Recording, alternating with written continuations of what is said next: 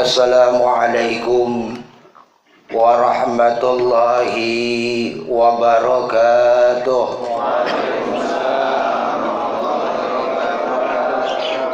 Bismillahirrahmanirrahim. Alhamdulillahi rabbil alamin. Wassalatu wassalam ala asrafil anbiya'i wal mursalin Sayyidina wa maulana Muhammadin wa ala alihi wa sahbihi ajma'in.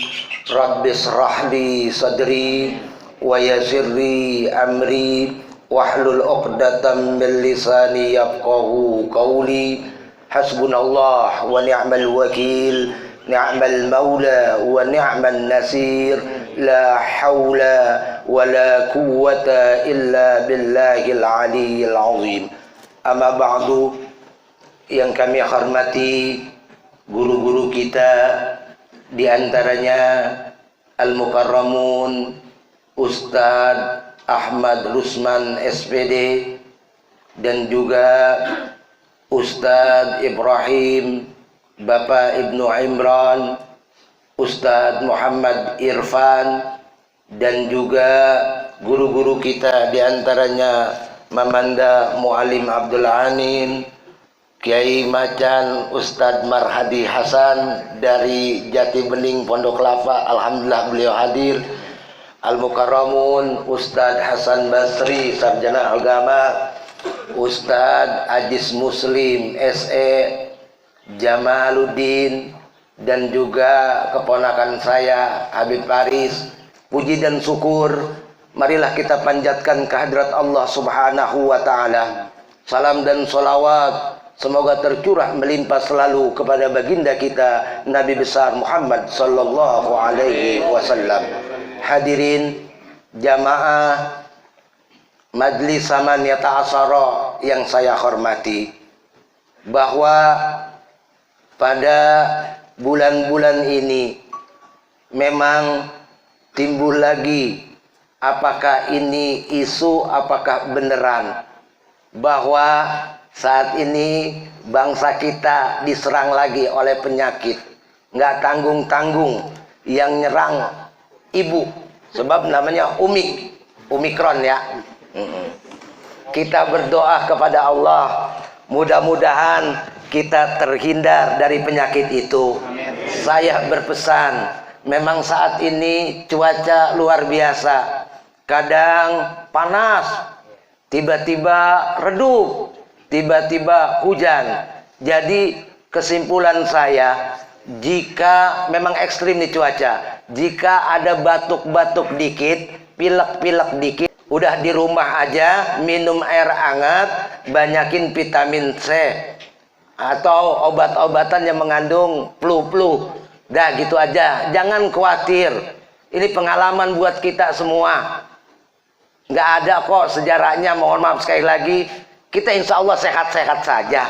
Orang yang nyerang Umi kok ibu mah baik lah. Enggak lah, nggak bakal galak-galak ibu mah.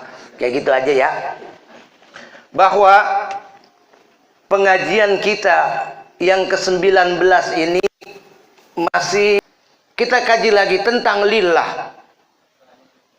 Pertanyaan, ketika kita bahas dari pengajian-pengajian yang lalu, berbekas enggak, berasar enggak bahwa diri kita ini lillah, kepunyaan Allah yang satu saat diambil oleh Allah dan kalimat inna lillahi wa inna ilaihi raji'un.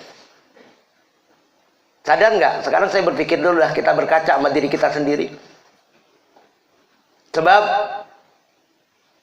yang kita cari dalam kehidupan ini adalah suatu kebahagiaan. Siapapun dia, apapun dia, bagaimanapun dia, yang kita capai adalah keinginan bahagia. Bahkan sinkronkah doa yang kita baca tiap hari dengan kalimat Rabbana atina fid dunya hasanah, di dunia hasanah, di dunia baik, di dunia bahagia. Ayo sekarang kita ngukur. Kita ukur diri kita. siapa kita? Kita kadang-kadang mohon maaf, apakah kita nggak menyadari tiap hari kita mencaci diri kita, mencaci Allah yang menciptakan kita? Bagaimana caranya kita mencaci? Kita ngeluh terus, persoalan ini susah, persoalan itu susah. Kita tidak punya kemilikan apa-apa, semua Allah yang mengatur. Coba kita bayangkan sebagai manusia yang Allah ciptakan dalam surat At-Tin, laqad khalaqnal insana fi ahsani taqwim. Sungguh kami ciptakan manusia dalam bentuk yang sempurna. Nah, kesempurnaan ini coba sekarang kita gunakan. Bukankah Allah sering tantang kita, fa'tabiru ya ulil absar, fa'tabiru ya ulil albab, afala tatafakkarun? Kita disuruh tantang.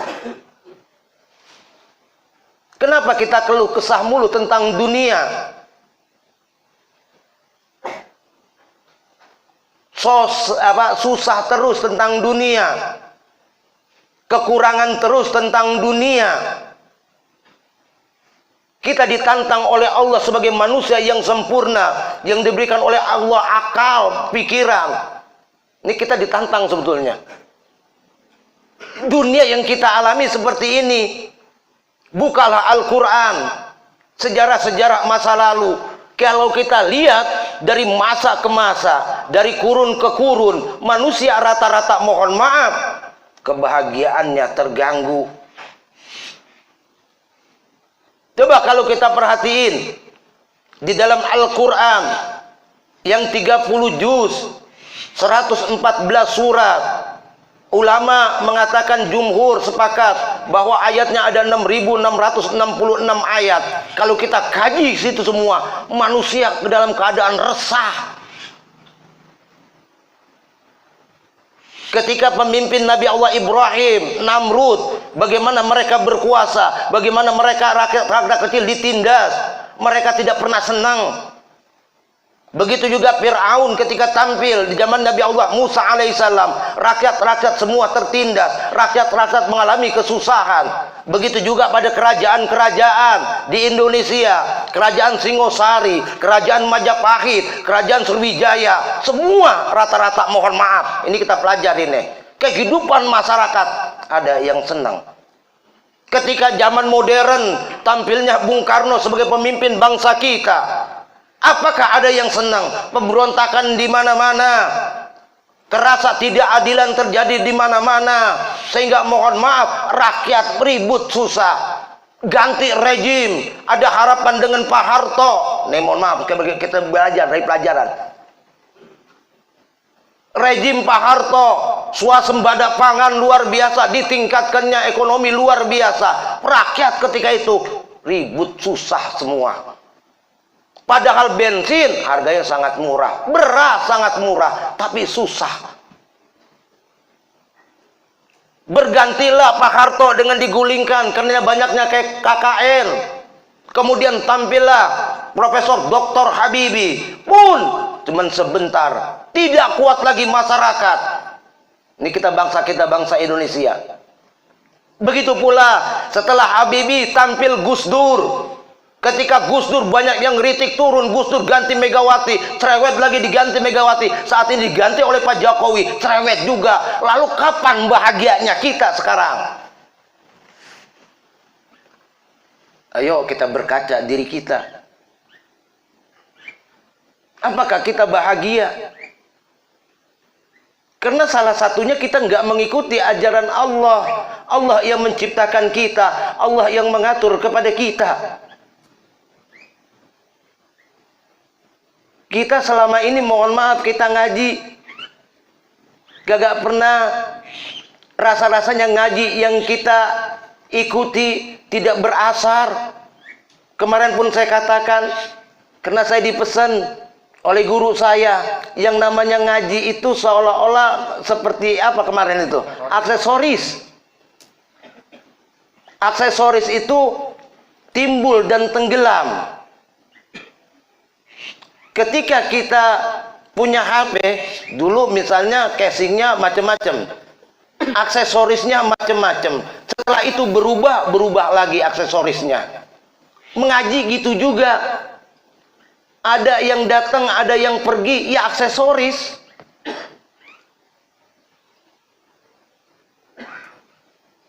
Padahal kalau kita berlihat kendaraan, motorkah, mobilkah, apakah ketika aksesorisnya ada, kemudian motor itu nggak jalan? Jalan, saudara.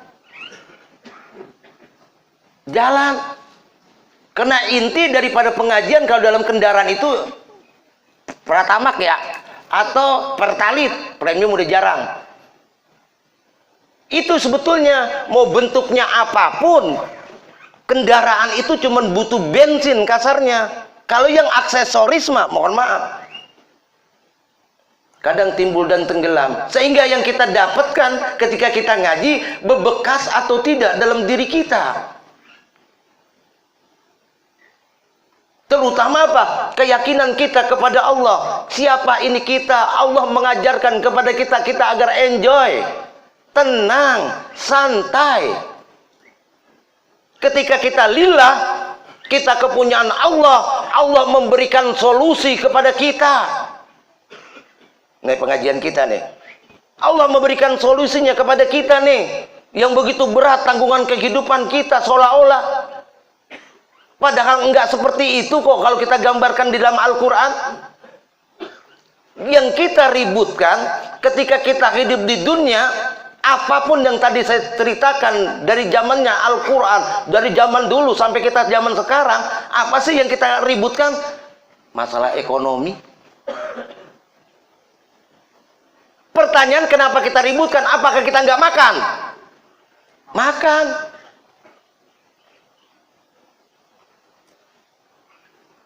Makanya Allah memberikan solusinya nih di dalam Al-Quran. Nih kita yakinin dulu nih, jangan pakai akal kita. Sekali lagi, jangan pakai akal kita, tapi pakai batin kita. Ketika kita lillah, yakin bahwa kita nggak punya kemilikan, kita diatur oleh Allah Subhanahu wa Ta'ala. Apa buktinya? Kita urut lagi, kita ulang lagi. Ketika kita dalam posisi di perut ibu kita, rahim ibu kita nih, 4 bulan ditiupkan ruh bi arba'in kalimat, rizkihi wa ajalihi wa amalihi saqiyun au sa'idun. Sudah ditentuin tuh dalam diri kita masing-masing nih. Rizkinya ketentuin, ajalnya sudah ditentuin, amalihi, amalnya sudah ditentuin, bahagia dan sengsaranya sudah ditentuin oleh Allah Subhanahu wa Ta'ala. Sehingga ketika kita lahir, keluar dari ibu siapa kita nggak tahu. Ada yang mesen, Allah saya pengen keluar dari perut ibu Anu, orangnya kaya, nanti saya bahagia. Ada nggak? Sekarang kita lihat, mohon maaf sekali lagi, kita kan melihat cuma berdasarkan kasat mata. Dia anak gubernur, karena gubernur banyak ini dia senang. Belum tentu. Yang kita membuat kita gelisah ketika Allah menciptakan kita, ketentuannya sudah diciptakan oleh Allah. Kita lillah, kemudian Allah memberikan solusinya. Jika kamu, kata Allah, yang diciptakan oleh Allah pengen mendatangkan duit, ini kita yakin dulu nih, yakin dulu, sepakat dulu. Nanti memang timbul tanda tanya, karena posisinya gelap, nggak bisa diraba oleh mata kita, mampu diraba oleh batin kita, oleh hati kita. Apa kata Allah di dalam Al-Quran? Kita ini lillah, tapi Allah memberikan rizkinya kepada kita. Namun ketika kita pengen rizki dari Allah, tentu ada sebab akibat. Quran yang bicara. Ada sebab dulu baru menimbulkan akibat. Bukankah Al-Quran katakan iyyaka na'budu wa iyyaka nasta'in? Sembahlah Allah, nasta'in baru minta pertolongan. Sebabnya ibadah. Akibatnya kita minta pertolongan kepada Allah. Sebab akibat. Aksi reaksi. Ketika ada aksi, maka akan bereaksi. Bagaimana caranya Allah memberikan rizki kepada kita? Di dalam kitab Asbabur Rizki, ini Al-Quran 7 dibedah nih. oleh Imam Abdullah bin Jarilah Ibrahim. Berusaha di bedahnya Al-Quran, bagaimana caranya yang lillah ini kita memperoleh rezeki dari Allah, menarik duit kalau bahasa kita misalnya. Apa kata Imam Abdullah bin Jarilah Ibrahim dalam kitab Min Asbabir Rizki, sebab-sebab datangnya rizki? Ini dilihat dalam Quran yang tebal ini ada cuma 7, saudara. Ini kalimatnya luar biasa nih. Kalimatnya 7. Ada apa di angka 7 sebenarnya? Sadar nggak kita? Di angka 7 itu ada apa sebetulnya? Ketika Allah menciptakan langit dan bumi, berapa? 7 lapis langit. Bumi, 7 lapis bumi. Ketika bahkan kita masalul ladzina yunfikuna, orang yang menginfakkan hartanya di jalan Allah ibarat menanam satu butir benih. Dari satu butir benih keluar 7 bulir. Kenapa kalimatnya 7 bulir? Nanti kita akan ungkap. Ini belum sempat kita akan ungkap angka 7 itu sebetulnya. Ketika hari ada 7, ketika kita tawaf memutari Ka'bah 7, ketika kita sa'i bulak balik 7. Ada apa ini di balik 7, angka 7, saudara? Quran menggunakan kalimatnya 7 semua tuh rata-rata. Hah? Iya kayak gitu. Apa gimana? Turunan 7 katanya tuh. Luar biasa. Pasti kalimatnya 7 nih. Ada apa? Nanti kita akan ungkap dan menggunakan ilmu ma'rifat ya. Kita akan ungkap insya Allah sehat panjang umur. Amin. Kemudian sebab-sebab rizki ada 7 kata Imam Abdullah bin Jarilah Ibrahim. Yang pertama, sebab rizki datang disebabkan takwa. Saudara, takwa. Bang Jul ya, takwa kata Imam Jarilah Ibrahim. Nanti dengan alasan-alasan kita bedah Al-Quran. Kemudian yang kedua, sebab datangnya rizki adalah banyak membaca istighfar. Yang ketiga, sebab datangnya rizki adalah tawakal kepada Allah. Yang keempat, sebab datangnya rizki itu berdoa. Yang kelima, sebab datangnya rizki adalah bermurah hati atau gemar berinfak. Kemudian yang keenam, bertahmid. Yang ketujuh, baru berusaha datangnya rizki. Ya Allah, kita kan beranggapan rezeki harus dicari, harus usaha, kan gitu ya. Dari sekian, mohon maaf, sebab-sebab datangnya rizki itu seolah-olah tidak akan nampak oleh mata kita. Cuman satu yang nampak melalui gerakan badan kita, yaitu yang ketujuh, usaha. Ada apa coba kalau kita buka dalam Al-Quran ini? Kita lillah. Satu-satu dulu dah. Kalau kita bahas sampai 7-7-nya ribet. Sebab kalau kita bicara masalah yang pertama saja, tentang rizki, sebab datangnya rizki, itu di dalam Al-Quran pertama adalah takwa. Sabarullah, selamat datang. Di atas Sadmarullah. Ayo coba kemari lagi kita. Takwa. Apa itu takwa? Coba kata, coba. Sering banget nih kita. Ketika kita sholat Jumat, pasti ada kalimat wasiat takwa. Ada yang di dalam misalnya ketika khotib berkata ittaqullah. Hai sumakun ittaqullah mastata'tum, bertakwalah kamu dengan kemampuan kamu. Wala tamutunna illa wa antum muslimun. Pasti pesan takwa itu ada, sebab pesan takwa, wasiat takwa dalam kedudukannya ketika khutbah itu adalah rukun. Jika tidak dibaca itu, tidak dibawa itu, maka tidak sah khutbahnya. Batal khutbahnya. Penyebab datangnya rizki sebagai kita lillah, kita kepunyaan Allah, kata Allah, dengan sebab kita takwa. Kita masih bingung nih, takwa gampang banget diucapin.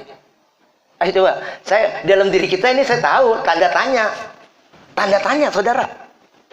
Apa sih takwa? Memang ulama-ulama mendefinisikan, mereka sepakat mengatakan takwa itu imtisalul awamirillah wajtinabun nawahi. Takwa itu adalah menjalankan perintah Allah dan menjauhkan larangannya. Di sini ada amr, ada nahi, ada perintah, ada larangan. Takwa menjalankan apa yang diperintahkan oleh Allah, menjauhkan larangannya. Tapi sesungguhnya takwa ini apakah ada dalam diri kita? Apa kita memaknai takwa? Kosong anyep. Anyep, tuh anyep. Anyep. Nggak ngerti. Tiap hari itu, tiap Jumat kita lihat, kita disuruh bertakwa kepada Allah.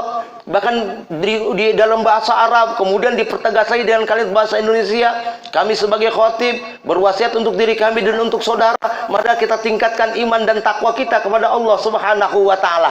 Sering kan dengar? Sering.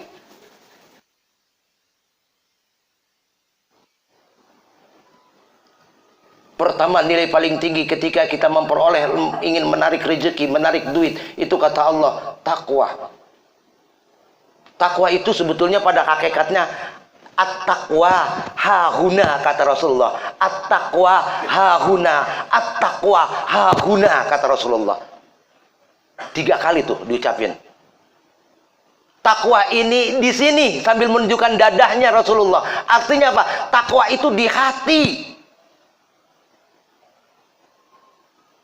Berusaha menjalankan perintah Allah. Perintah Allah itu banyak saudara, tapi mohon maaf, saya yang ada di otak-otak kepala bapak-bapak semua, apa itu perintah Allah? Sholat, puasa, zakat, cuma sekedar itu yang kita tahu.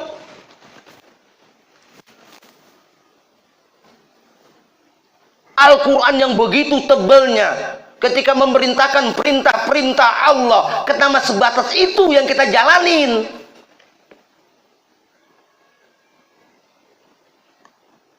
Padahal Al-Quran mengatakan di dalam setiap khotib itu dia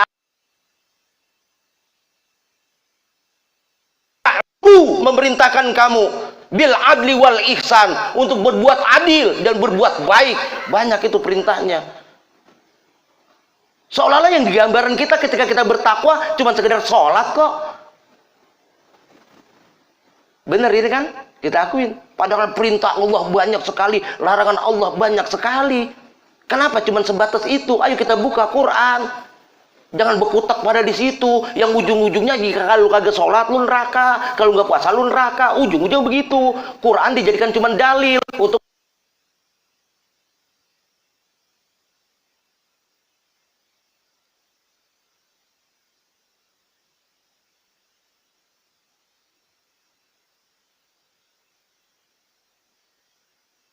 saudara.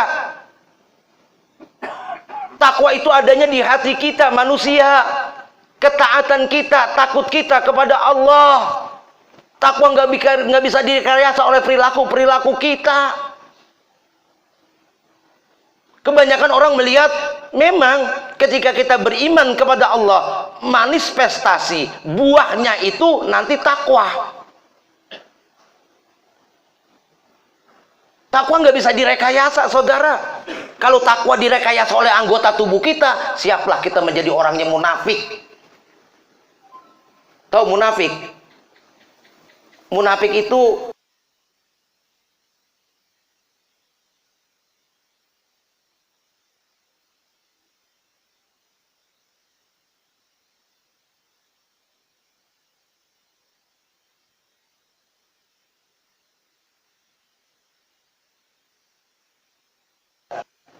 terprosoknya kita, terjebaknya kita, dipenjaranya kita, bukan sebab orang lain, orang jauh, pasti teman kita yang tahu kita. Makanya hati-hati, Allah itu ketika kita menghadapi kesusahan, Allah cuma berkata, innallaha ma'as-sabirin. Sesungguhnya Allah berserta orang-orang yang sabar. Wa basiri sabirin, Allah bilang, beri kabar gembira kepada orang-orang yang sabar. Artinya apa? Kita ngadu kepada Allah, jangan ke teman kita. Kecuali teman yang betul-betul mohon maaf. Kita udah tahu track recordnya terhadap diri kita. Tapi kalau nggak sembarangan kita ungkap, hati-hati itu senjata makan tuan, saudara. Mental kita nih mental munafik, saudara. Banyakan seperti itu. Ketakwaan nggak bisa direkayasa oleh anggota tubuh kita. Pernah di zaman Rasulullah ada sahabat tokoh yang namanya Abdullah bin Sabah. Abdullah bin Sabah itu luar biasa, saudara. Jika berhadapan dengan Rasulullah, diagung-agungin Rasulullah. Ini kata orang munafik, mohon maaf. Orang munafik ketara, saudara. Ketara. Dari ucapan maupun perbuatannya. Sebab perbuatannya, ucapannya, mohon maaf. Ucapannya nggak akan sesuai dengan perbuatannya. Itu munafik ketahuan. Apa Rasulullah nggak tahu Abdullah bin Sabah tokoh munafik? Tahu. Kata Abdullah bin Sabah ketika ya Rasulullah, hanya engkaulah Rasul Allah, orang pilihan yang luar biasa, nunduk setunduk-tunduknya luar biasa. Ketika ketemu Abu Bakar, Syekhul Islam yang bersama Rasulullah di Gua Sur, ketika hijrah, diagung-agungin tuh Abu Bakar. Ketika dengan Umar bin Khattab luar biasa, diagungin Umar bin Khattab radhiyallahu an. Ketika dengan Sayyidina Utsman bin Affan, dengan Sayyidina Ali diagungin. Ketika dia berbelok dari kaum muslimin, apa dia berkata? Tuh orang Islam goblok. Goblok bagaimana? Lah mau aja gue bohong-bohongin. Lu nanti kalau ketemu Rasulullah, ketemu sahabat Nabi kayak gua. Tuh, orang munafik ketahuan. Bahkan terjadi perang, salah satu perang saya lupa, yang sampai perang itu kalah, bahkan sampai Rasulullah terluka. Itu ketika perang apa tuh? Perang Uhud. Itu sebagian kelompok-kelompok munafik, mereka datang kemudian diserang, mundur pasukan, kata Rasulullah, jangan dulu, mundur. Tapi buru-buru ngambil apa? Harta rampasan, ghanimah.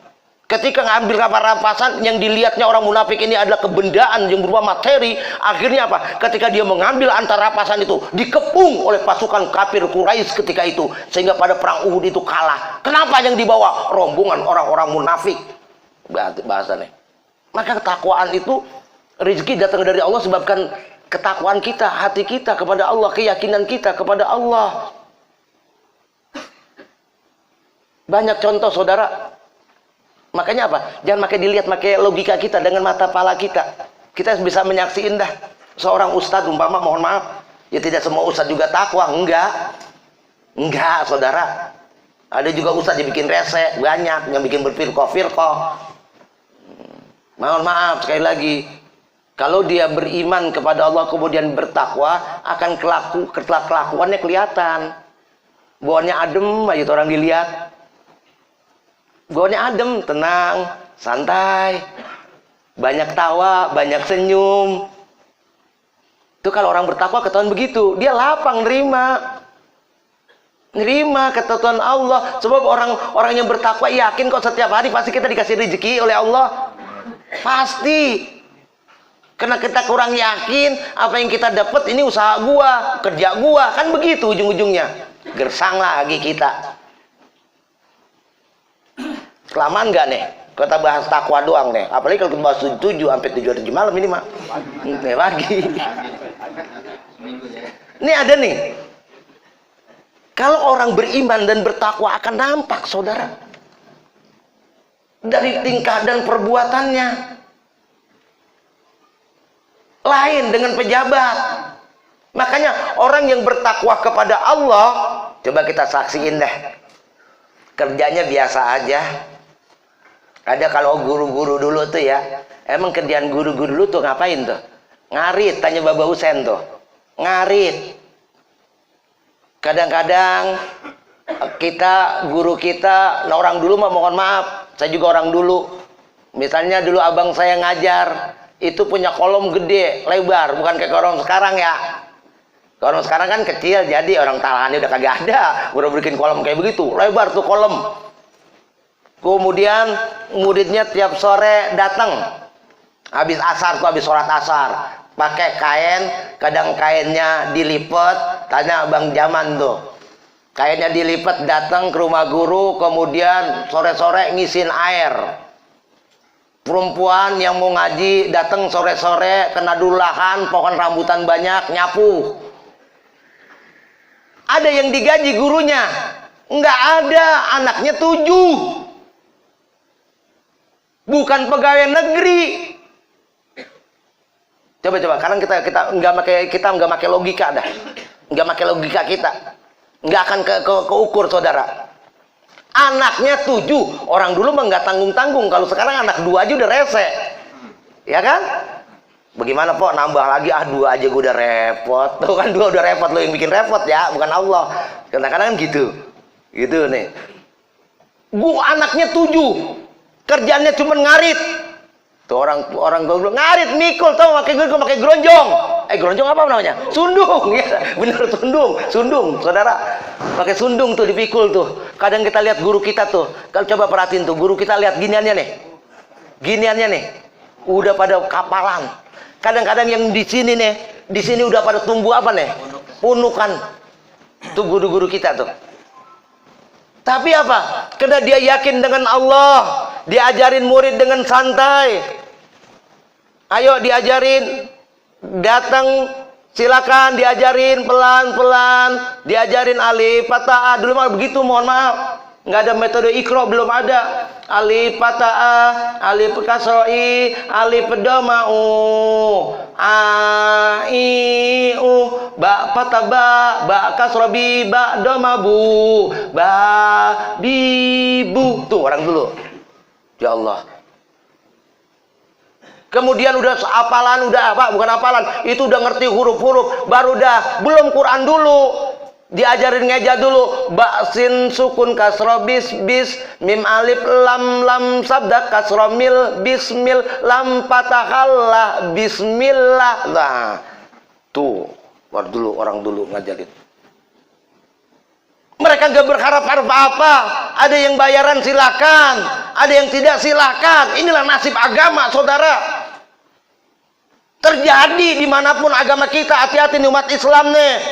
Kiai yang nggak pernah digaji, kiai yang nggak pernah, mohon maaf, dapat tunjangan apa-apa, ketika dia ngajar dicurigai. Ini banyak, hati-hati. Makanya kiai udah jangan pakai banyak debat di medsos. Debat itu nggak usah, udah ngapain. Kalau belum kuat mah udah diem aja. Negara makin lu lawan, ribet. Negara punya dia punya kekuatan. Ada TNI, ada Polri, lalu mau lawan model apa lu? Belum kuat kita. Dah, santai aja. Ngapain sih negara mau dilawan? Doain aja kepada Allah. Kalau mau dia zolim, kok ntar gue berantem antara mereka sendiri. Menteri anu berantem, menteri anu berhenti berantem anu. Udah, biarin tonton aja, kita tonton. Iya, ngapain kita ini ikut-ikutin? Terus ada yang korupsi, kita ngeliat TV sampai kesel banget. Lah ngapain? Duit korupsi disita, emang lu kebagian? Kagak, ngapain pegel-pegel aja? Iya, udah ngapain, udah santai aja. Ngapain? Gak ada, kita girang, dia ketangkep, ya bodo amat. Mau ketangkep kayak kagak, kayak bodo amat. Udah gitu aja kesimpulannya. Yang penting apa? Bagaimana kita ke Allah. Makanya orang-orang dulu luar biasa. Makanya kita berbandingkan.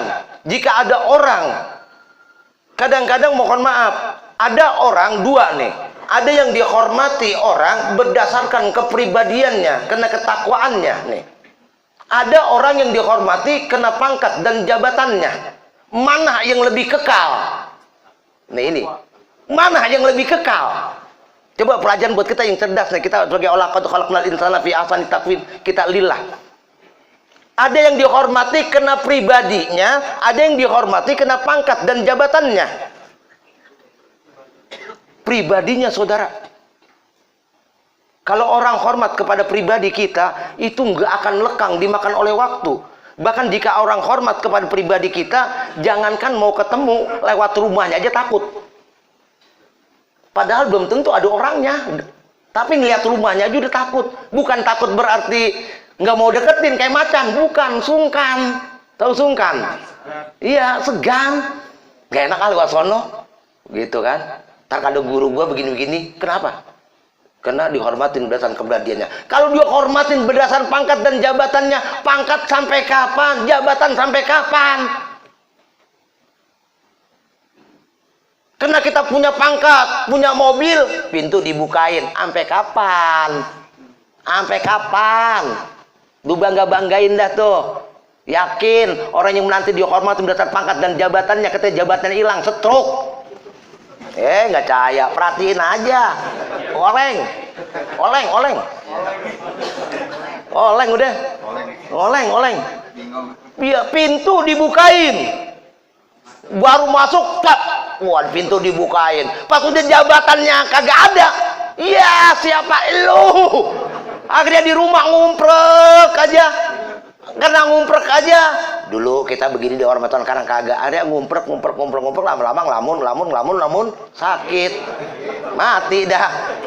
Nah itu kayak gitu saudara, mohon maaf. Ini orang bertakwa nih. Kita mudah-mudahan siapapun kita, ini Islam nggak melihat pangkat dan jabatan, saudara, dalam Islam. Inna akramakum indallahi atqakum. Sesungguhnya yang mulia di antara kamu adalah ketakwaannya. Pernah Rasulullah, makanya gini, ini tolong jangan kayak ngeliat mata lah. Kadang-kadang mohon maaf, kita kan terbalik 100%. Tapi makanya kita, caranya kita orang bertakwa itu sering bergaul minimal ya.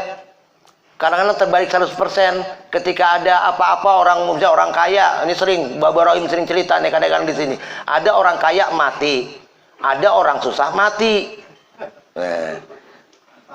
Iya, mati perbandingan. Orang susah, ya kadang-kadang mohon maaf yang datang juga begitu doang. Orang kaya udah makanya kembang sampai berentet tuh, susah duka cita.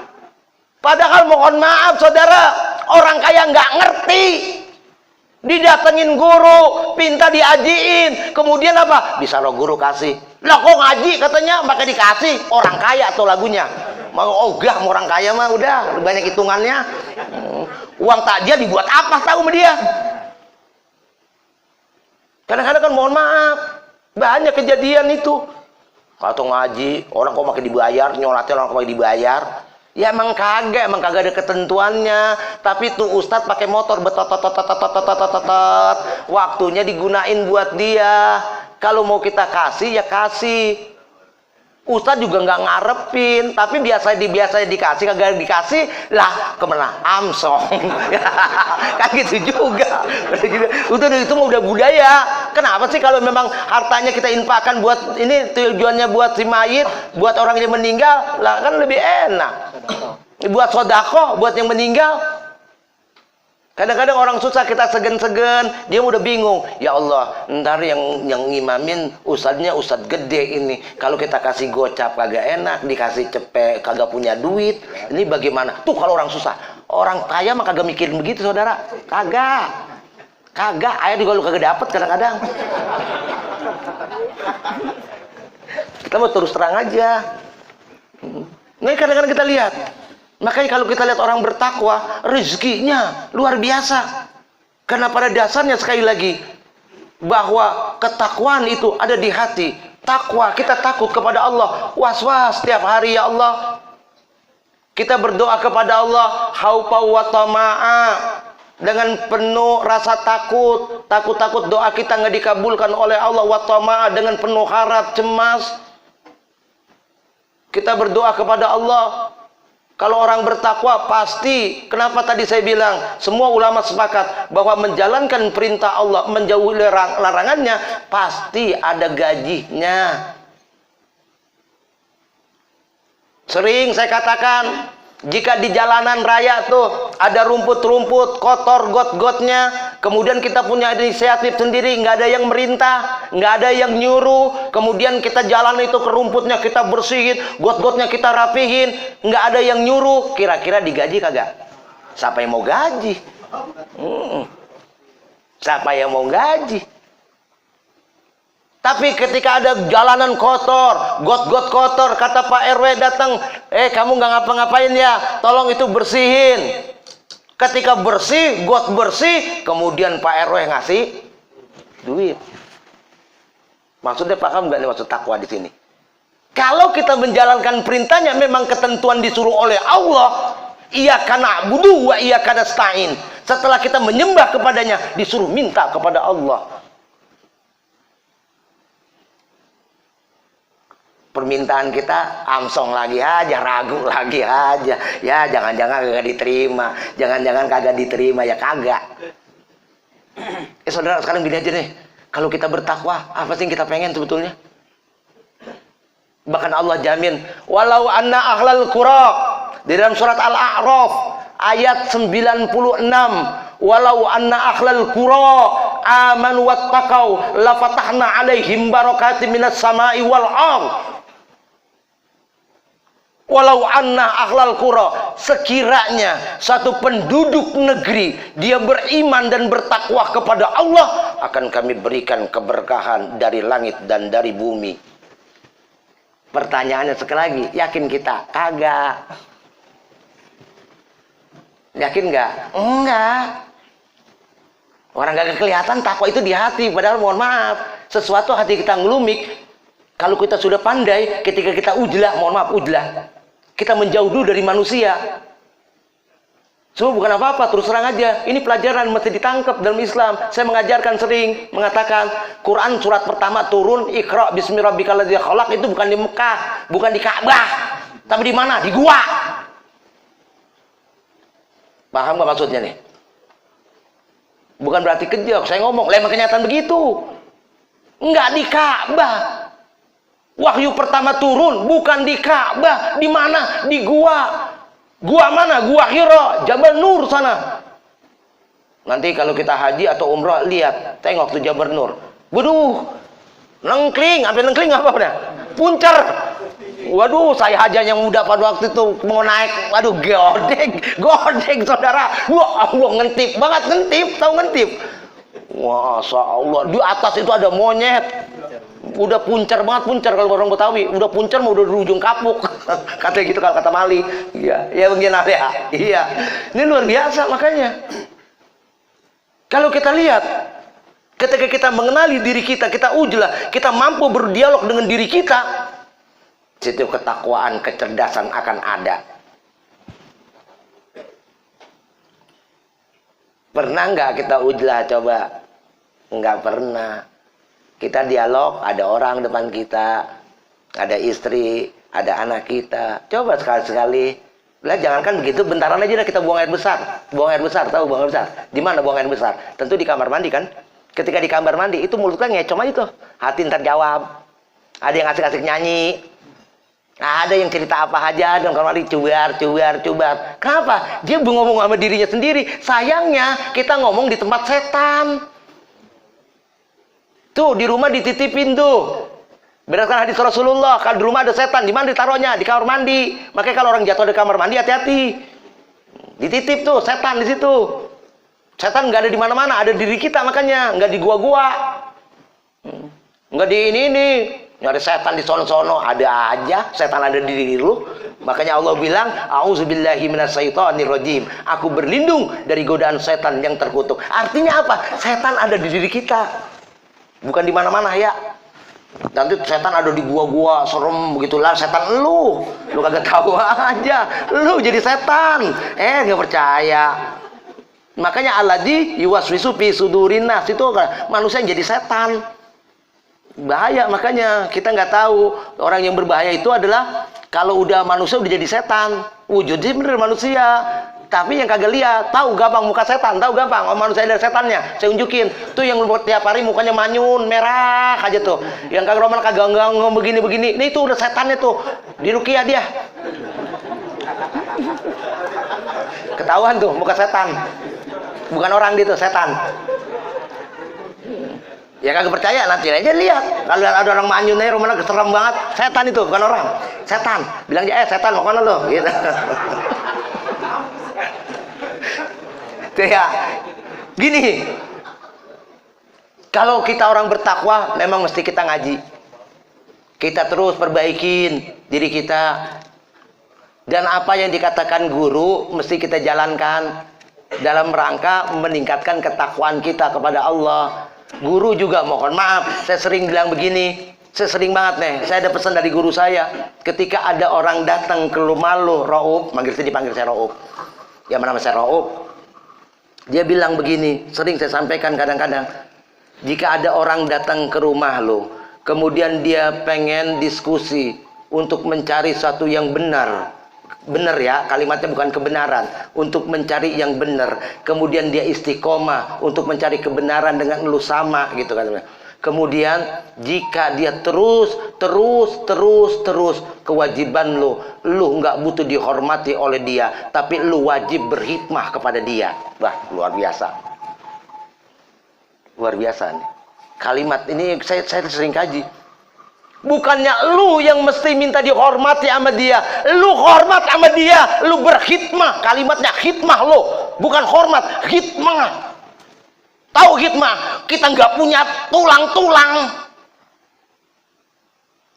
Kita itu apa kalau bahasa Betawi? Lungseh. Minimal apa? Tundukkan wajah kamu setunduk-tunduknya kepada dia. Apakah dia muda? Apakah dia tua? Bukan lu yang minta dihormatin, tapi lu wajib menghormati orang yang datang mencari kebenaran, mencari benar. Kan saya mohon maaf sekali lagi. Ini kalau di dalam ilmu ma'rifat diajarin betul luar biasa, saudara. Jangan bilang ada datang lagunya begitu, pakai begitu, kemudian kita ngomel, belum tentu, saudara. Jangan-jangan dia masuk surga. Kita yang dianggapnya alim masuk neraka. Banyak, saudara, banyak. Hati-hati loh, banyak. Makanya apa? Ketika kita bertakwa kepada Allah, ayo kita cari guru kita. Cari guru kita. Kepada siapapun silakan kalian berguru. Jangan berfirqah-firqah, jangan. Sekali lagi jangan ya. Siapapun guru kita. Jangan berfirqah-firqah, mengkotak-kotakan. Ini masih dia guru ustadz, dia ngajar apaan? Emang ngajar kita apaan gini-gini? Jangan begitu. Jangan. Justru mohon maaf, ini saya ngaji jangan beratkan kitab, saudara. Saya terus terang aja. Saya dari guru. Setiap saya ngaji ini saya dari guru nih, saudara. Jangan kira enggak. Entar lu sampein ini, Saya sampein. Kalau dari awal pengajian kita 19, kalau dijadiin buku itu jadi kitab itu. Hafal saya yang diajarin hari itu. Kadang-kadang mohon maaf, saya terus terang aja. Tadi saya sering pada Bang Jenal, tolong ingatkin saya. Kadang-kadang kalau kayak kemarin, saya lupa, saudara. Saya keluar sampai jam 8:30 lebih. Saya lupa kalau ini ngajar, karena saya asik lagi belajar. Maka saya bilang, ntar ingatin saya Bang Jenal. Kalau saya lupa, ketok kamar saya, ketok. Saya lupa, saudara. Saya nggak dengar orang penuh kadang-kadang. Ini makanya apa? Sekali lagi, ini pernah kejadian ini pun saya ambil bukan berdasarkan karang-karangan. Kan ada yang cerita banyak kan, misalnya mohon maaf, kita bukan jelekin atau apapun. Kadang orang bercerita tentang satu kisah, sumbernya dari mana, orangnya itu siapa, misalnya. Kadang-kadang nggak ditunjuk. Banyak kan cerita-cerita ustadz-ustadz tuh, guru-guru kita atau orang lain, ada tukang anuh jadi anuh. Siapa si anuhnya itu? Tolong tunjukin batang hidungnya. Kan dulu misalnya ada cerita tukang bubur naik haji. Tukang bubur kan banyak. Tukang bubur yang mana? Jadi kayak ngarang. Kalau ngarang, ya Allah jangan sampai lah kita cerita itu ngarang. Kalau terus terang, kalau saya bercerita saya bilang ngarang, saya sumbernya nggak tahu. Tapi kalau kita ambil hikmahnya sih enak. Ini ada cerita nih. Saya ambil dari kisah-kisah para nabi, para sahabat, para anbiya, para tabi'in, dan para orang-orang yang soleh yang dikarang oleh Ibrahim bin Abdullah Al-Hazami. Ini dia cerita nih. Ada orang yang istiqomah banget, beberapa orang ngaji kepada gurunya. Gurunya ketika itu sering menekankan kalimat, bertakwalah kamu. Apa yang kamu laksanakan jika kamu bertakwa, maka Allah pasti akan berikan jalan keluar kepada kamu. Ketika disuruh selesai ngaji, mereka disuruh bersebaran tuh. Terus muridnya ngadep, Syekh doain saya supaya saya ketemu jalan rezeki. Apa kata sayanya? Nggak perlu lu gue doain, yang penting lu takwa. Tuh kalau orang-orang mohon maaf, kalau orang-orang alim kita hati-hati, saudara. Kita minta doa. Kadang-kadang kagak kita datang ke orang alim, kita nggak minta doa. Nih amalin, lu amalin. Lah kagak, amalan nggak begitu, saudara. Saya curiga. Terus terang mohon maaf. Kalau ada orang gampang ngasih amalan, saya curiga. Tuh yang termasuk di WA juga saya curiga. Walaupun dia udah tebel juga, dia amalin tuh kagak itu doa. Coba mohon maaf. Ulama-ulama dulu, mohon maaf, ulama-ulama yang kasap itu, bahkan anak muridnya mau pamitan keluar dari pondok itu, yang istiqomah cuma berapa orang, saudara. Itu dia bilang ketika kamu sudah dewasa, kamu wajib mandiri, silakan keluar. Kemudian apa? Guru, Saya doain saya supaya saya ketemu urusan dunia. Apa dia bilang? Gue suruh doain urusan kecil kayak gini. Harta gue doain lu dapat itu harta nilai nikmat yang paling rendah. Ngapain gue doain lu? Cuman kata dia begini, sudah kamu pulang, tanyakan ke orang tua kamu, lanjutkan pekerjaan orang tua kamu. Tapi ingat takwa. Ini kata guru pesen. Akhirnya ada seorang yang lugu tuh. Lugu betul-betul. Pemuda lugu, nyampe ke rumahnya, bapaknya udah meninggal. Dia tanya, ini kisahnya dari Ibrahim bin Abdullah nih. Dia tanya, "Mak, ya, saya pengen tanya, Mak." Tanya apa sih? Pekerjaan bapak ngapain, Mak? Bapak kamu udah meninggal, ngapain sih ditanya? Gitu kan ya. Kata guru saya mesti kerja nerusin pekerjaan orang tua saya yang laki-laki. Orang tua perempuan yang marah, nggak usah kamu ungkit-ungkit. Anak curiga, emang kerjaan bapak apa, Mak? Ini kalau bahasa Betawi deh. Kagak mau tuh ibunya, dia pikir dia jalan ke sono, diikutin lagi tuh anaknya. Ini pesan dari guru saya disuruh nerusin pekerjaan orang tua saya. Akhir orang tuanya nangis, itu ibunya nangis. Nah, orang tua kamu, bapak kamu dulu tukang maling, copet. Wah, tukang copet, maling. Maling. Jangan dilakuin itu perbuatan buruk, jelek. Enggak, saya diperintahkan oleh guru saya harus nerusin pekerjaan orang tua saya. Ya Allah. Yang penting katanya, "Mak, saya jangan lupa bertakwa kepada Allah." Betul saudara, dia belajar ilmu nyopet kepada orang lain. Wow, dia belajar nggak tanggung-tanggung karena jalanin perintah gurunya. Dia belajar ilmu nyopet. Teori-teori diberikan, nyopet begini, ntar kalau begini jam sekian begini, jam sekian begini. Wah, mantap ilmunya. Habis sholat isya dia operasi. Sholat isya dulu saudara, coba sholat isya ini ya Allah, sholat isya dulu. Akhirnya dia tetangganya malam-malam dicongkel itu. Dalam hadis Rasulullah, siapa orang yang percaya kepada Allah dan hari akhir, hendaklah berbuat baik kepada tetangganya. Kalau saya nyopet tetangga saya bukan termasuk orang bertakwa. Dia mikir lagi, kagak jadi. Dia pilih tuh. Habis sholat isya, nyampailah dilihat ada rumah kosong. Pas dilihat anak yatim. Apa dia pikir? Kalau gua rampok anak yatim, berarti kagak boleh dalam agama menghardik anak yatim. Apalagi mencuri harta anak yatim. Kagak jadi lagi.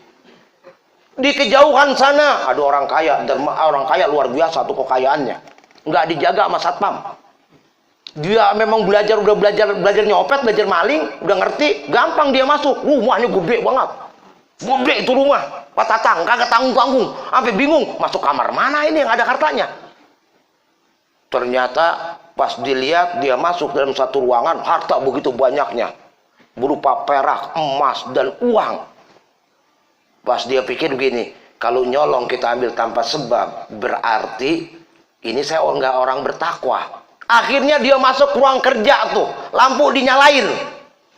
Dia hitung tuh harta orang kaya. Waduh, dia hitung-hitung, emang hebat ini. Ini dari gurunya luar biasa. Memang otak kirinya yang berkembang. Hitung-hitungan hebat. Berarti kalau hartanya jumlahnya sekian, ini selama 6 tahun kagak diberikan zakatnya, berarti dipotong sekian. Saking lamanya, tiba-tiba fajar, mau subuh. Dia bilang sholat fajar sebelum sholat subuh 2 rakaat lebih penting dari dunia seisinya. Dia sholat saudara, dia sholat dulu, ditinggal itu catatan-catatannya. Dia udah maling hebatnya, tapi dijalanin perintah orang tuanya, dijalanin. Akhirnya dia sholat. Orang kaya sama istrinya keluar. Kok lampu ruangan saya kerja nyala? Kok ada orang lagi sholat? Assalamualaikum, assalamualaikum. Dia, kamu siapa? Saya si ini. Ngapain datang kemari? Mau mencuri. Dia mau mencuri saudara. Itu begitu ceritanya. Saya mau menyolong. Terus tiba-tiba azan subuh. Karena azan subuh, jangan saya tanya dulu, ayo kita sholat dulu. Kata malingnya tuh, kita sholat dulu. Kita sholat dulu. Oh. Bapak yang jadi imam, karena bapak tuan rumah, sahibul bait. Ntar kalau misalnya setelah kita sholat, boleh Bapak tanya saya. Wah, maling begini. Ini yang jadi tuan rumah ngeri. Orang dia ngaku maling, jangan-jangan bawa pisau. Gue ditusuk lagi sholat. Wah, ada ketir-ketir tuh. Tuan rumahnya jadi imam sholat. Istrinya disuruh perhatiin, tolong dia bergerak agak nih, takut gue ditusuk. Oh, akhirnya sholat subuh. Ketika assalamualaikum ditanya, kenapa kamu mencuri? Karena saya mengikutin perintah guru saya. Mencuri, tapi jangan lupa bertakwa kepada Allah. Ada pengawasan Allah, takut kepada Allah. Kemudian saya curi harta Bapak, tadi saya hitung-hitung, Bapak nggak bayar zakat selama 6 tahun. Jika uang Bapak sekian, makanya yang saya tolong itu Pak, gitu. Lah kaget tuh orang. Nih orang maling kok jujur banget. Nih maling jujur banget. Ujung-ujung apa diperiksa satu pembukuannya, diterangkan oleh dia, luar biasa, hebat ini hitung-hitungannya nih orang. Akhirnya orang kaya begitu, saya butuh karyawan seperti Anda, begitu kan. Anda jangan kemana-mana, ngopi dulu, ngopi. Kagak saya menyolong Pak, udah kubur pagi nih, katanya gitu. Ngopi dulu, ngopi. Ngopi akhirnya Pak, tuh ada anaknya, dibisikin, 2. Anaknya 2 perempuan. Yang tua dibilang, nah, kamu mau nggak sama dia, yang lagi ngopi? Terus kata anaknya, siapa Pak itu? Maling. Tapi emang lugu, ganteng, jujur. Akhirnya apa? Nggak apa-apa Pak, ganteng, mau saya. Nikah saudara, ujung-ujungnya apa? Pewaris harta orang kaya itu. Artinya apa?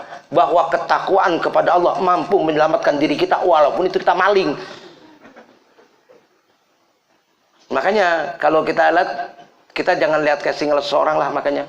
Makanya apa? Ketakwaan itu luar biasa saudara. Ketakwaan itu di hati pada hakikatnya. Makanya ketika kita bertakwa kepada Allah, mesti kita tazkiyatun nufus. Tazkiyatun nufus namanya. Sucikan batin kita, sucikan hati kita. Ini udah banyak kotoran hati kita. Penyucian diri kita. Bagaimana caranya? Ya menjalankan perintah Allah. Perintah Allah bukan dikit ya, mohon maaf. Banyak bejibun. Makanya Allah sudah katakan, tidak aku ciptakan jin dan manusia, wa ma khalaqtul jinna wal insa illa liya'budun, kecuali beribadah. Ibadah jangan arti sempit. Ada ibadah mahdhah, ada ghairu mahdhah, ada yang rutinitas, ada yang enggak. Yang nilainya ibadah. Ibadah banyak udah pokoknya, banyak. Jangan terbatas itu aja. Banyak luar biasa perintah Allah, perintah Allah. Kemudian kalau kita tadi kita bilang, nanti kalau kita orang bertakwa akan diberikan keberkahan. Apa itu berkah? Kagak tahu lagi kita, pasti nggak tahu lagi aja kita. Tiap hari orang doain kita, mudah-mudahan mendapat kesehatan dan keberkahan dari Allah Subhanahu Wa Taala. Kita bilang amin. Berkah apa ya? Ziyadatul khair, artinya bertambah kebaikan.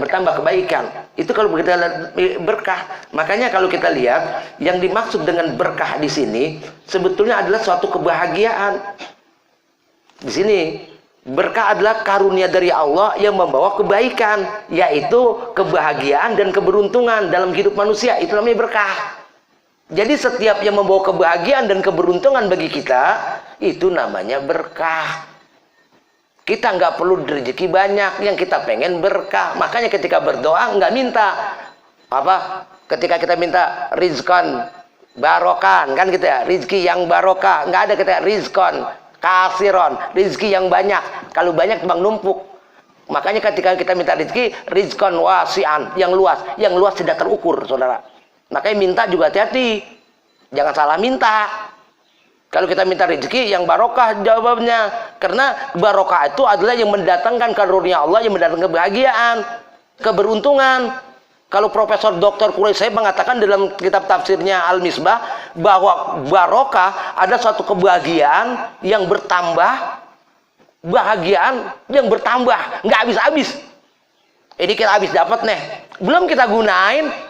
Didapat 10.000, baru kita gunain 5.000, tiba-tiba datang lagi. Itu namanya barokah yang bertambah. Kemudian manfaatnya ada. Kemudian kekal, terus-menerus. Menerus yang barokah dan akan mendapat kebahagiaan. Itu namanya barokah. Maka kata Allah, walau ahna 'alal qura aman wattaqau la fatahna 'alaihim barakatun minas samai wal ard, akan diberikan keberkahan. Itu yang namanya barokah. Ini lama banget nih. Udah 11 kali ya. 11 kali nggak apa-apa kan ya?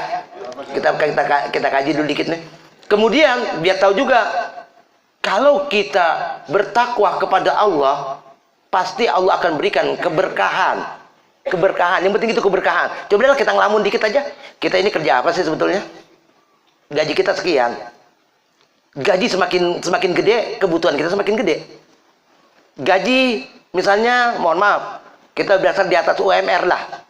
Misalnya gaji kita 10 juta. Ketika 10 juta, kemauan kita lebih daripada 10 juta tuh pasti itu. Biasanya motornya Beat ganti MMX, ya, atau kagak PCX, kan gitu. Otomatis apa? Makin gede tagihannya. Kemudian pengen punya rumah, nyicil rumah. Motor sama rumah udah 5 juta ada tuh. Kemudian anak sekolah sekian juta, 7 juta. Kemudian kebutuhan ini, kebutuhan ono 2 juta, lah tinggal 1 juta, sebulan sekali kebutuhan, ngutang lagi kita. Kagak pernah cukup jadinya, kagak pernah cukup saudara. Nah, itu makanya di sini walakin kadzabu fa'adzabnahum bima kanu yaksibun. Akan diberikan keberkahan. Tapi ingat, karena kita mendustakan ayat-ayat Allah, kata Allah, kami siksa mereka sesuai dengan apa yang mereka kerjakan. Ketika kita bertakwa kepada Allah, diberikan keberkahan. Tapi ketika kita mengingkari ayat-ayat Allah, maka kita akan diberi kesiksaan yang luar biasa, kesusahan, resah. Mendustakan agama Allah. Apa itu mendustakan ayat-ayat Allah? Apa itu ayat Allah? Kita kembali lagi tuh. Iqra bismi rabbikal ladzi khalaq. Iqra, bacalah dengan menyebut nama Tuhanmu yang menciptakan. Iqra, baca. Bacanya apa? Ini nih ayat-ayat. Kalau kita mengingkari ayat-ayat Allah, ini berbahaya. Ayat-ayat Allah itu ketika kalimat Iqra adalah adalah amr, fi'il amr, perintah. Yang namanya perintah mesti kita jalankan. Iqra disuruh baca apa di situ? Itu domirnya mustatir. Artinya tersembunyi. Yang mesti kita baca adalah kauliyah, kauniyah. Nih, ayat Allah ada 2. Tolong, ayat Allah yang ada ini ada 2 nih. Kalau orang bertakwa pasti ngerti. Pertama kauliyah, apa yang ada di Al-Quran. Yang kedua kauniyah, alam semesta ini jadikan pelajaran. Tolong dijadikan pelajaran alam semesta ini. Jangan sampai kita mengingkari ayat-ayat Allah, baik yang ada di Al-Quran maupun yang ada di alam semesta ini. Ini diri kita semua pelajaran nih. Ra'ub, pelajaran bagi yang lain. Mangtis, pelajaran bagi Ra'ub. Semua. Kemarin juga saya katakan, nggak akan beda saya dengan Bang Sahril kok. Nggak akan beda. Bang Sahril ketika dia lapar, pengen makan. Ra'ub juga sama. Ketika dia haus, saya juga pengen minum. Dia juga pengen minum, sama. Cuman nggak mirip aja. Kita semua sama, buat pelajaran buat kita semua nih. Ini ayat kauniyah kita nih.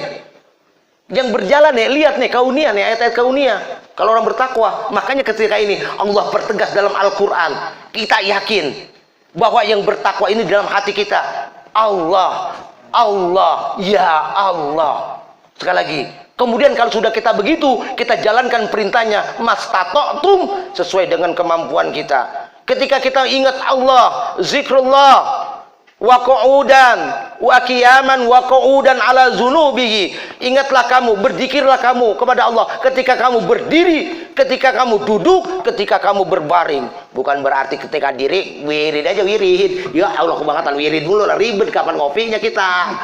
Kutuan duduk wirid aja lagi. Bang, ayo dekat itu. Bang, duduk ke makamit aja bang, kayak Mbah Dukun. Nah bukan, terus lagi baring gitu. Itu bukan begitu maksudnya Allah memberitakan kita berzikir. Artinya ketika kiaman, ketika kita berdiri, wa qu'udan, ketika kita duduk, wa zunubihi, ketika kita berbaring, itu aktivitas kita saudara manusia. Bukan suruh wirid mulu, bukan. Suruh zikir mulu, memang kata Allah suruh ingat. Ketika kita berdiri, itu aktivitas kita manusia. Manusia berdiri, duduk, berbaring. Kita perhatikan diri kita dah. Nah, ketika pada posisi kita diri, duduk, dan berbaring, itu aktivitas kita manusia. Namun ketika itu, tetap dalam lingkaran itu kita mesti ingat Allah, zikir kepada Allah, tanamkan Allah, jangan keluh kesah. Kalau kita bertakwa, insya Allah sinar Rabbani akan latif di dalam wajah-wajah kita. Kenapa ini kagak ada sifat latif robbani ya guru ya? Nah, insya Allah pasti akan bersinar saudara. Lalu hidup kita tenang aja dah. Makanya Allah yang menjamin, yang menciptakan kita. Wa may yattaqillaha yaj'al lahu makhraja wa yarzuqhu min haitsu la yahtasib. Ingat ya Allah yang berfirman. Yang menjadikan kita. Kata Allah, siapa orang yang bertakwa kepada Allah, maka baginya akan diberi jalan keluar. Wa yarzuqhu min haitsu la yahtasib, dan akan diberi rizki yang datangnya tidak disangka-sangka. Dah. Kita buktiin aja. Kalian bapak-bapak besok ada acara misalnya, duit nggak ada. Sebulan lagi kita punya acara, duit nggak ada. Udah jangan mikirin dari sekarang. Godek kita. Duit dari mana? Ayo dia mau minjem sini, menyusul. Ngapain? Udah santai aja. Acara masih sebulan. Acara masih sebulan. Ya usaha-usaha bergerak-bergerak. Silakan. Tapi jangan dipikirin. Makanya bapak kagak sadar. Ketika bapak punya acara besar, sebulan lagi, pada waktunya berjalan saudara. Kadang kita nggak pernah sadar itu. Makanya orang nggak pernah kapok ngadain pernikahan lagi, diramein lagi anaknya. Karena pasti ketemu. Kita nggak pernah sadarin itu. Makanya kalau apa-apa, rezeki yang nanti buat nanti, udah pikirin sekarang. Sakit lo, mati. Mohon maaf, saya terus terang aja. Di ngaji di sini aja saya bilang begini sama kawan-kawan dulu. Ngadain acara maulid kayak apa kek? Ini mau seminggu lagi. Udah jangan ditanya gua. Masih seminggu tanyain gua, karena kita mikirin apa? Ayo kita ngobrolin yang lain aja. Jangan ngobrolin itu. Saya mah terus terang begitu. Emang sering saya ngomong gitu, tanya saya dibilang, tanya ke Guru Rusman. Enggak usah pakai tanyain gua. Ntar kalau udah sehari baru tanyain gua, baru gua ngeh. Kita masak apa, baru tanyain dah. Oh gitu aja. Lah emang duitnya bukan dari kita. Gitu aja saya tinggal jalanin doang. Udah kayak gitu aja saya mah. Makanya jangan pikir macam-macam. Makanya di sini bilang, ketika itu kita ngadain maulid nggak tabun, jangan ada minta air, jangan ada minta proposal, jangan ada minta bantuan. Nggak boleh. Kita jalanin aja. Ada ya kita jalan, enggak. Gitu cukup kita begitu. Orang kita mengagungkan Rasulullah kok, pasti Allah tolong. Nih pengajian nih, yakin nih semua ustaz tolong. Kalau bikin pengajian nggak usah pakai entar dana ustaz dari mana, entar dari makan dari mana, nggak usah dipikirin gitu. Kalau kita nanya, entar biaya ustaznya dari mana, makan dari mana, ujungnya di mana kagak jadi tuh. Pasti kagak ketemu. Belajar namanya ngaji kan menyiarkan agama Allah, sekali lagi ya. Menyiarkan agama Allah, pasti Allah yang gerakin. Harus keyakinan itu takwa kepada Allah Subhanahu wa taala. Pasti akan diberikan rizki yang datangnya tidak disangka-sangka dan diduga-duga.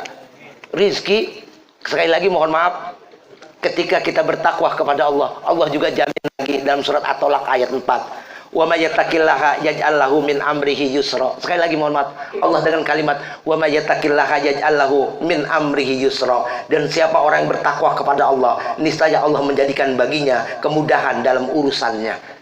Keberikan kemudahan. Pertanyaannya sekarang, terakhir, yakin gak kita dengan takwa kita? Kalau yakin, ayo kita jalanin. Kita bermakrifat kepada Allah.